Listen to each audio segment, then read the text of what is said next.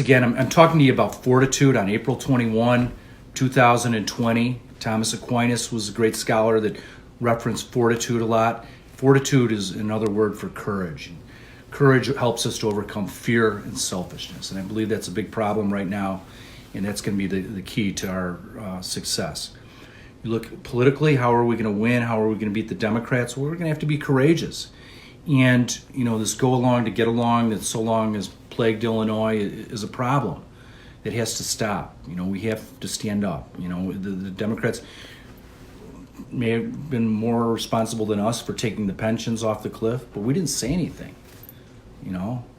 Why do we have these gerrymandered maps? It's not enough that they wrote the map. I mean, we could have made more noise. Maybe you liked the way the map was drawn for you, so you didn't make any noise. It's just not acceptable. We need to be courageous. We need to be willing to fight. We need to fight for this country. You look at Republicans, oftentimes around, they may be afraid to put a sign in their yard because they think it'll cost business. They're afraid to write a check. My name will show up there and Dick Durbin will see my name. It's not going to cut it. We need courageous people. Fear is a vice. It's a horrible thing, and we need fortitude to overcome it. And fortitude is what we need right now more than anything.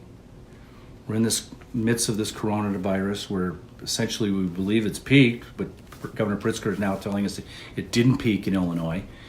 Even if that's the case that it didn't peak, as soon as it peaks and flattens, we need to get back to work. The virus will still be out there. It's a tough thing, but by the same token, people are losing their jobs. People are losing their income. They're losing their businesses. They're worrying about their retirements. They're worrying about how they're going to pay for their kids' bills. What's going to help us to get back to work, which is absolutely necessary, is fortitude. And I want to say this also. Dick Durbin, who's been in Washington, D.C. for 38 years, he doesn't identify with you. I do. And for those of you that live south of I-80, I feel horrible for you that because of Chicago and the fact that Chicago has run the state of Illinois, run it into the ground, and has these edicts that are dictated to you when there's no real danger down where you're living. It's a horrible thing.